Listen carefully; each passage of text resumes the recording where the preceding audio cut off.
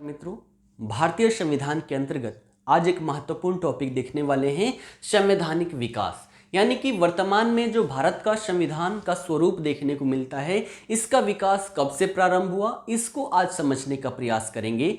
तो आज के इस क्लास में हम देखने वाले हैं रेगुलेटिंग एक्ट जो 1773 ईस्वी में आया। उसके बाद हम देखेंगे 1781 का संशोधनात्मक अधिनियम, उसके बाद 1784 का पिट्स इंडिया एक्ट। इसके आगे की क्लासेस अगले पार्ट में देखने को मिलेगी। आज इस विषय वस्तु को अच्छे से समझते हैं कि जो संवैधानिक विकास है इसका प्रारंभ कहां से हम देख सकते हैं। तो प्रारंभ की बात करें तो आप सभी को पता होगा, भारत में व्यापार करने हेतु बहुत सारी यूरोपीय कंपनियां आई, जिसमें से ब्रिटिश ईस्ट इंडिया कंपनी एक थी, है ना। तो ब्रिटिश ईस्ट इंडिया कंपनी की बात करें तो ये क्या थी, एक प्राइवेट कंपनी थी जिसमें बहुत सारे लोगों का शेयर लगा हुआ था, है ना। ब्रिटिश ईस्ट इंडिया कंपनी में बहुत सारे लोगों का शेयर लगा हुआ था और ये जो शेयर धारक थे, ये शेयर होल्डर्स थे, ये मिलकर एक निकाय का निर्माण करते थे। जितने भी शेयर होल्डर्स थे ये मिलकर एक निकाय का निर्माण करते थे जिसे जनरल कोर्ट ऑफ प्रोप्राइटर्स कहते हैं, तो जनरल कोर्ट ऑफ प्रोप्राइटर्स क्या है कि कंपनी में जितने भी शेयर होल्डर्स थे वो शेयर होल्डर्स मिलकर एक निकाय बनाते थे, उसी निकाय को जनरल कोर्ट ऑफ प्रोप्राइटर्स कहा जाता था। ये जो निकाय थी जनरल कोर्ट ऑफ प्रोप्राइटर्स, ये फिर निर्वाचित करके इनके द्वारा एक नया निकाय निर्वाचित किया जाता था और ये नया निकाय क्या कहलाता था, कोर्ट ऑफ डायरेक्टर्स। ठीक है, दो चीजें यहां पर समझनी है, फिर सारी चीजों को हम रिलेट करते हुए चलेंगे। सबसे पहली बात कि ईस्ट इंडिया कंपनी एक प्राइवेट कंपनी थी जिसमें बहुत सारे लोगों का शेयर होल्डर्स था और ये शेयर होल्डर्स मिलकर एक निकाय बनाते थे जो जनरल कोर्ट ऑफ प्रोप्राइटर्स कहलाता था और ये जनरल कोर्ट ऑफ प्रोप्राइटर्स के द्वारा निर्वाचन करके कोर्ट ऑफ डायरेक्टर्स यानी कि एक नए निकाय का निर्माण करते थे, निर्वाचित करते थे, जो कोर्ट ऑफ डायरेक्टर्स कहलाता था। यहां पर देखें तो जितने भी शेयर होल्डर्स थे सभी को यहां पर वोटिंग का अधिकार नहीं था। वैसे शेयर होल्डर्स जिनका शेयर 500 पाउंड या उससे अधिक का होता था उनको यहां पर वोटिंग अधिकार दिया गया था। तो जनरल कोर्ट ऑफ प्रोप्राइटर्स के वैसे सदस्य जिनका शेयर 500 पाउंड से अधिक होता था या 500 पाउंड होता था, उनको वोट देने का अधिकार था और ये वोट देकर कोर्ट ऑफ डायरेक्टर्स जिसमें 24 सदस्य थे, इनका निर्वाचन करते थे और यही कोर्ट ऑफ डायरेक्टर्स के दिशा निर्देशों पर ब्रिटिश ईस्ट इंडिया कंपनी चलती थी। इतनी बातें समझ में आई। तो ब्रिटिश ईस्ट इंडिया कंपनी कैसे चलती थी, कोर्ट ऑफ डायरेक्टर्स के दिशा निर्देशों पर। इतनी बातें क्लियर है। अब यहां पर हम समझते हैं कि बहुत सारे गवर्नर के बारे में आप पढ़ते हैं, ये गवर्नर शब्द कहां से आया इसको थोड़ा सा समझते हैं, है ना। तो यहां पर देखें, मान लीजिए ये संपूर्ण क्षेत्र क्या है, भारत है। पूरा संपूर्ण क्षेत्र ये क्या है, भारत है। और भारत में देखें तो ब्रिटिश ईस्ट इंडिया कंपनी की बहुत सारी फैक्ट्री लगी हुई थी, है ना। अनेकों क्षेत्रों में बहुत सारी फैक्ट्री लगी हुई थी, तो हर क्षेत्र में फैक्ट्री थी और फैक्ट्री का जो प्रमुख होता था इसे फैक्टर कहते थे, है ना। भारत में ईस्ट इंडिया कंपनी के बहुत सारे फैक्ट्रियां लगी हुई थी और इस फैक्ट्री का जो प्रमुख होता था ये फैक्टर कहलाता था। जबकि इसमें जो प्रमुख फैक्ट्रियां थी, प्रमुख फैक्ट्रियों की बात करें तो तीन आप सभी को पता होगा, बंगाल, मद्रास और बम्बे, है ना। बंगाल, मद्रास और बम्बे ये मुख्य फैक्ट्रियां थी और ये जो मुख्य फैक्ट्री थी इसका जो प्रमुख था वो प्रेसिडेंट कहलाता था। दो बातें समझ में आई। पहला क्या कि भारत में ईस्ट इंडिया कंपनी की बहुत सारी फैक्ट्री थी और हर फैक्ट्री का प्रमुख यहां पर फैक्टर कहलाता था। जबकि जो प्रमुख फैक्ट्रियां थी जैसे बंगाल, मद्रास और बम्बे, ये तीन फैक्ट्रियों के प्रमुख यहां पर क्या कहलाते थे, प्रेसिडेंट कहलाते थे और यही प्रेसिडेंट आगे चलकर गवर्नर कहलाने लगे। समझ में आया। जो मुख्य फैक्ट्री था, मेन फैक्ट्री था, उसका प्रमुख प्रेसिडेंट कहलाता था और यही आगे चलकर गवर्नर कहलाने लगा। अब यहां पर देख सकते हैं, यहां पर जनरल कोर्ट ऑफ प्रोप्राइटर से और कोर्ट ऑफ डायरेक्टर से दोनों का यहां पर हेड होता था उसे एक्स ऑफिशियो कहा जाता था। क्या कहा जाता था, एक्स ऑफिशियो। तो यहां पर हमने क्या चीज समझा, वोटिंग देने का, यहां से प्रश्न पूछा जाता है वोटिंग देने का अधिकार किससे मिलता था, जिसका शेयर 500 पाउंड का हो। साथ ही साथ ये जो वोटिंग होता था हर वर्ष होता था, हर वर्ष यहां पर वोट होता था और उसके जरिए कोर्ट ऑफ डायरेक्टर्स यहां पर निर्वाचित किया जाता था। इतनी बातें समझ में आई, गवर्नर भी समझ में आ गया।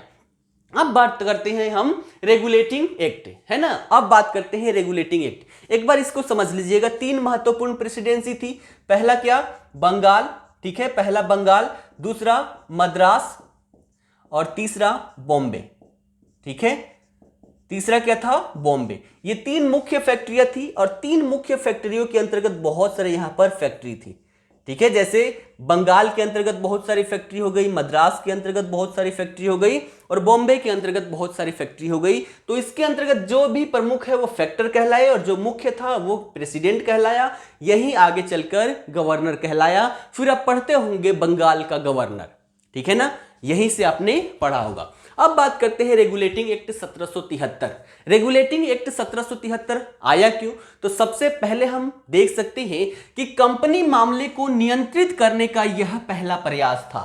यानी कि रेगुलेटिंग एक्ट 1773 के माध्यम से कंपनी के जितने भी मामले थे इसको नियंत्रित करने का यह पहला प्रयास था। नियंत्रित करने का प्रयास क्यों किया गया, आप सभी को पता होगा कि जब भी यहां पर अंग्रेज युद्धों में लगे हुए थे, अपना विस्तार कर रहे थे, ऐसी स्थिति में क्या होता था, राजाओं से बड़े स्तर पर लूट खसोट मचता था।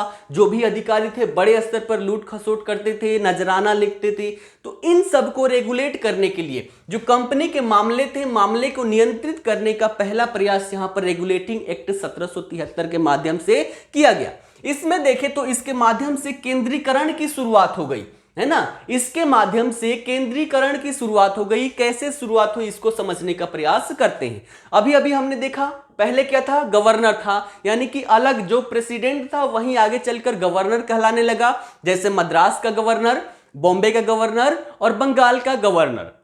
यहां पर केंद्रीकरण की शुरुआत कैसे हुई, तो यहां पर पहले जो बंगाल का गवर्नर था उसको 1773 का जो रेगुलेटिंग एक्ट था, इस रेगुलेटिंग एक्ट के माध्यम से इसे बंगाल का गवर्नर जनरल बना दिया गया। पहले क्या था, बंगाल का गवर्नर था, अब इसे बंगाल का गवर्नर जनरल बना दिया गया।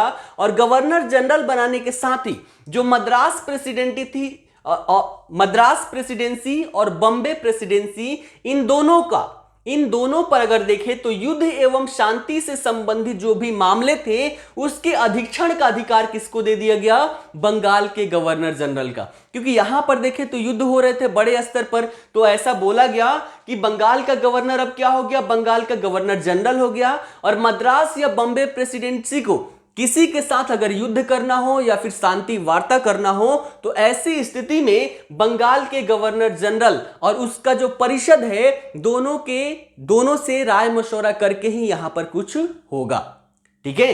तो इससे हम क्या देखते हैं कि यहां पर क्या हुआ, केंद्रीकरण की शुरुआत देखने को मिल गई। उसके बाद हम देख सकते हैं कि यहीं पर रेगुलेटिंग एक्ट में ऐसी बात कही गई कि यहां पर एक सुप्रीम कोर्ट स्थापित करने की आवश्यकता है। उसी को देखते हुए बंगाल में एक सुप्रीम कोर्ट की स्थापना हुई 1784 में। आप सभी को पता होगा, इससे प्रश्न भी पूछा गया है कि प्रथम मुख्य न्यायाधीश के रूप में कौन था, तो सर एलिजा इम्पे इसके प्रथम मुख्य न्यायाधीश के रूप में यहां पर होते हैं। उसके बाद रेगुलेटिंग एक्ट में अगला प्रावधान क्या किया गया कि जो यहां पर वोटिंग राइट था, जिनका शेयर 500 पाउंड था, अब यहां पर वोटिंग राइट्स को बढ़ा दिया गया। कितना, 500 नहीं, 500 से बढ़ाकर 1000 पाउंड कर दिया गया। यानी कि अब इसमें वही लोग वोट कर पाएंगे जिनका शेयर कंपनी में 1000 पाउंड या फिर उससे अधिक हो। उसके बाद यहां पर जो निर्वाचन पहले प्रति वर्ष हुआ करती थी, निर्वाचन की पद्धति को भी यहां पर चेंज कर दिया गया। अब प्रति वर्ष ना होकर प्रत्येक 4 वर्षों पर यहां पर निर्वाचन होने लगा।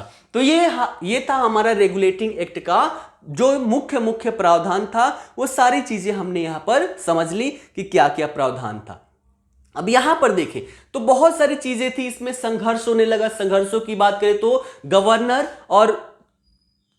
यहां पर गवर्नर जनरल हो चुका है, तो इसके आते ही इसके लागू होते ही यहां पर गवर्नर जनरल और उसके परिषद के बीच में संघर्ष होने लगा, क्योंकि यहां पर गवर्नर जनरल के पास वीटो की शक्ति नहीं थी। और यहां पर देखें तो इसमें प्रावधान ऐसा किया गया था कि जो भी यहां पर निर्णय लेना है गवर्नर जनरल अपने मानसिकता के आधार पर नहीं ले सकता, अपने विवेक के आधार पर नहीं ले सकता।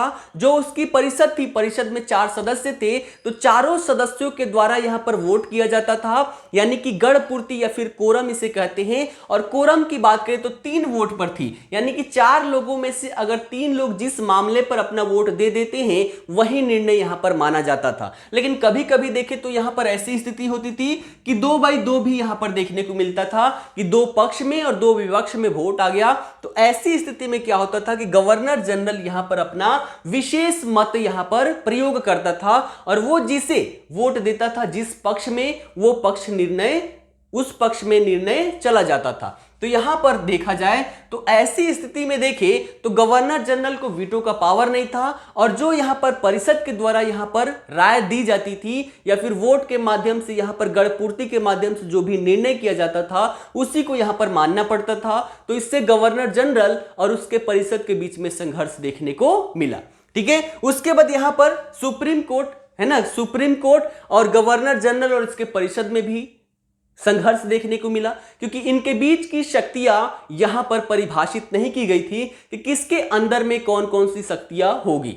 ठीक है, तो ऐसी देखा जाए तो 4-5 यहां पर संघर्ष देखने को मिले। ठीक है, तो इस संघर्ष को समाप्त करने हेतु थोड़ा सा इसमें संशोधन किया गया और संशोधन करने के लिए 1781 का संशोधनात्मक अधिनियम यहां पर लाया गया। इसमें क्या क्या प्रावधान था उतना महत्वपूर्ण नहीं है, प्रश्न पूछे नहीं जाते, लेकिन फिर भी इसमें जो कंटिन्यूटी है, कंटिन्यूटी बनाने के लिए इसको हम यहां पर समझते हैं। यहां पर जो सुप्रीम कोर्ट था, न्यायालय की स्थापना हुई, इसमें भारतीयों के साथ साथ सभी यानी कि जो ब्रिटेन के निवासी थे उनके लिए भी यहां पर मामले सुनवाई करने की बात कही गई थी, परंतु यह क्या था, अंग्रेजों को मान्य नहीं था, उनको ऐसा मान्य नहीं था। परिणामतः यहां पर संशोधन किया गया और संशोधन करके क्या किया गया कि कंपनी के अधिकारियों द्वारा जो ऐसी बातें कही गई कि कंपनी के अधिकारियों द्वारा अपने शासकीय रूप में किए गए कार्यों के लिए अब वे उच्चतम न्यायालय के अधिकार क्षेत्र से बाहर थे, यानी कि कंपनी के माध्यम से यहां के लोगों को लूटा करते थे जिसकी सुनवाई यहां के अधिकार क्षेत्र में था, उच्चतम न्यायालय के अधिकार क्षेत्र में था। लेकिन यहां पर संशोधनात्मक अधिनियम के माध्यम से ऐसा संशोधन किया गया कि जो कंपनी के अधिकारी हैं, तो कंपनी के अधिकारी जो है अपने शासकीय रूप में जो भी कार्य करते हैं उसके लिए यहां के उच्चतम न्यायालय में नहीं, यहां के उच्चतम न्यायालय में नहीं, ब्रिटेन में आप क्या कर सकते हैं, अपील कर सकते हैं। तो ऐसे यहां पर प्रावधान किया गया। दूसरा यहां पर बात करें उच्चतम न्यायालय और सरकार को यहां पर क्या निर्देश दिया गया। उच्चतम न्यायालय को यहां पर ऐसी बात की गई कि आप जो भी यहां पर आज्ञा जारी करते हैं तो जारी करते वक्त आप विशेष ध्यान रखें कि भारतीय जो समाज है, यहाँ के जो रीति रिवाज है, परंपरा है, धर्म है, उसको हानि ना पहुंचाए, आप ऐसा आज्ञा दें। तो जब भी अपना आज्ञा पारित करने से पहले इस बात का ध्यान रखें कि भारतीय जो परंपरा है, रीति रिवाज है, धर्म है, इसको हानि ना पहुंचे। और साथ ही साथ सरकार को भी ऐसी आदेश यहां पर दिया गया कि आप जब भी यहां पर कानून कोई पारित करें, है ना, रूल एंड रेगुलेशन लागू करें, तो उसमें भी ध्यान रखें कि भारतीय जो परंपरा है, भारतीय परंपरा को यहां पर चोट ना पहुंचे, साथ ही साथ उनके धर्म में कोई हस्तक्षेप ना हो। ऐसी प्रावधान संशोधनात्मक अधिनियम में देखने को मिला। उसके साथ ही यहां पर देखें तो इसके न्यायालय के अधिकार क्षेत्र को यहां पर स्पष्ट कर दिया गया, यानी कि जो जितने भी कलकत्ता बंगाल वाले क्षेत्र थे, बंगाल वाले क्षेत्र को पूरा इसके अधीन कर दिया गया। तो न्यायालय के अधिकार क्षेत्र को यहां पर स्पष्ट किया गया। 3 महत्वपूर्ण बातें इसमें थी जो मैंने यहां पर बता दी। उसके बाद हम देखते हैं 1784 का पिट्स इंडिया एक्ट। 1784 के पिट्स इंडिया एक्ट में क्या हुआ, इसको समझते हैं। सबसे पहले हम बात करें कंपनी की, तो कंपनी की जो शक्ति है ना, कंपनी के पास क्या शक्ति थी। 1765 का इलाहाबाद का संधि, और इलाहाबाद के संधि के माध्यम से क्या हुआ था, उसको राजस्व वसूली का अधिकार मिल गया था। और 1772 में जो निजामत था, नवाब के पद की समाप्ति हुई और नवाब के पद के बाद यहां पर जो निजामत था, निजामत भी अब किसके हाथ में आ गया, प्रशासन भी किसके हाथ में आ गया, यहां पर कंपनी के हाथ में आ गया। तो यहां पर देखा जाए तो कंपनी के पास जो शक्ति थी, पहला क्या, 2 प्रकार से हम देख सकते हैं, इसके शक्ति को विभाजित कर सकते हैं 2 भागों में। पहला व्यापार एवं वाणिज्य, पहला जो शक्ति थी कंपनी की वो व्यापार एवं वाणिज्य से संबंधित थी, और तीसरा यहां पर देखें तो क्षेत्र और इससे संबंधित जो मामले थे ऐसी शक्ति यहां पर देखने को मिली। क्षेत्र और संबंधित मामले यानी कि जो असैनिक मामले थे, सैनिक मामले थे, और साथ ही साथ राजस्व से संबंधित जो मामले थे ये दूसरे क्षेत्र में यहां पर देखने को मिला। तो कंपनी की जो शक्ति थी, शक्ति के अंतर्गत दो प्रकार की शक्तियां थी, व्यापार और वाणिज्य से संबंधित शक्तियां, और दूसरा क्षेत्र और इससे संबंधित मामले जो थे सैनिक, असैनिक और राजस्व, ये मामले यहां पर देखने को मिला। तो हम इसकी तुलना करते हैं, एक बार पिट्स इंडिया एक्ट और रेगुलेटिंग एक्ट की तुलना करते हैं कि दोनों में क्या परिवर्तन देखने को मिला।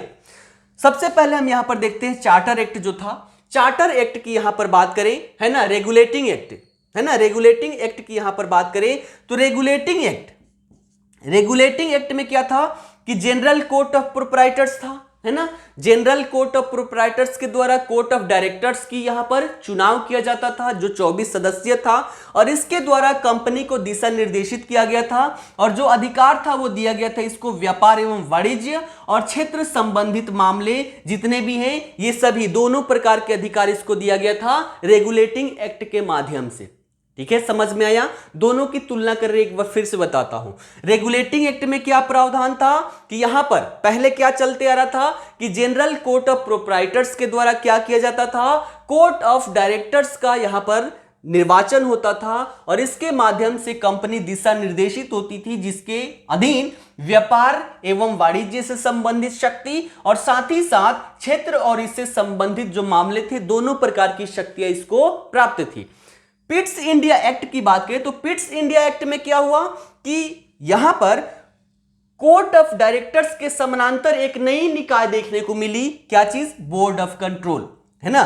कोर्ट ऑफ डायरेक्टर्स जो था इसके समानांतर एक नया निकाय स्थापित कर दिया गया, बोर्ड ऑफ कंट्रोल। और बोर्ड ऑफ कंट्रोल जो था तो पहले यहां पर कंपनी को दोनों ही मामले का शक्ति था, व्यापार वाणिज्य और क्षेत्र संबंधित मामले, तो यहां पर अब कोर्ट ऑफ डायरेक्टर्स के पास केवल व्यापार और वाणिज्य से संबंधित शक्तियां छोड़ा गया, और जो दूसरा शक्ति था क्षेत्र और इससे संबंधित मामले वो अब किसको दे दिया गया, बोर्ड ऑफ कंट्रोल्स को दे दिया गया। तो पिट्स इंडिया एक्ट में परिवर्तन क्या किया गया कि कंपनी के जो दो शक्ति थी, दो शक्ति में से क्षेत्र और इससे संबंधित जो मामले थे वो बोर्ड ऑफ कंट्रोल को दे दिया गया, और बोर्ड ऑफ कंट्रोल क्या था, कोर्ट ऑफ डायरेक्टर्स के समानांतर एक निकाय स्थापित कर दी गई। तो यहां पर देखें तो शासन जो है, शासन अब पुनः दो स्तर पर देखने को मिलता है। पहला कोर्ट ऑफ डायरेक्टर्स के द्वारा व्यापार एवं वाणिज्य से संबंधित, और दूसरा बोर्ड ऑफ कंट्रोल्स के द्वारा जो क्षेत्र संबंधित मामले इसमें देखने को मिला।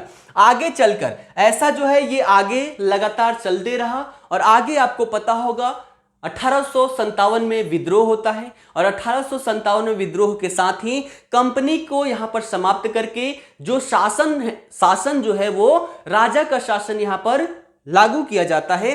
तो यहां पर 1858 का अधिनियम आता है, और 1858 के अधिनियम के तहत क्या किया गया कि यहां पर जो दो संस्थाएं थी, कोर्ट ऑफ डायरेक्टर्स और बोर्ड ऑफ कंट्रोल्स, इनके द्वारा जो दो शक्तियां थी, दोनों अलग अलग यहां पर निभाया जा रहा था, इन दोनों को समाप्त कर दिया गया, और समाप्त करके ये दोनों जो शक्तियां थी वो सेक्रेटरी ऑफ स्टेट, है ना, सेक्रेटरी ऑफ स्टेट और इंडियन काउंसिल के हाथों में दे दिया गया। ठीक है, तो यहां तक हम रहने देते हैं, इसके आगे की बातें अगली वीडियो में करेंगे। पिट्स इंडिया एक्ट में हमने समझा क्या किया गया, कोर्ट ऑफ डायरेक्टर्स के समानांतर एक बोर्ड ऑफ कंट्रोल स्थापित कर दिया गया, और इसमें जो दूसरी शक्ति थी क्षेत्र और इससे संबंधित मामले वो बोर्ड ऑफ कंट्रोल को दे दिया गया, और अंततः 1858 का जो अधिनियम आया उस अधिनियम के तहत दोनों शक्तियां थी, दोनों से समाप्त कर दी गई, और यहां पर दोनों शक्तियां जो थी वो सेक्रेटरी ऑफ स्टेट और इंडियन काउंसिल के हाथों में दे दी गई। तो यहां पर हमने देखा प्रारंभिक दौर में कि कहां से प्रारंभ हुआ, कैसे कैसे रेगुलेटिंग एक्ट आया, इसमें क्या क्या परिवर्तन किया गया, पिट्स इंडिया एक्ट में क्या परिवर्तन किया गया, वो सारी चीजें हमने यहां पर देखा। आशा करता हूं सारी चीजें आप सभी को समझ में आई होगी। इसके आगे की जो भी क्लासेस होगी, आगे के जो भी पॉइंट होगा वो अगले वीडियो में आप सभी को मिलेगा। आज के लिए इतना ही, धन्यवाद।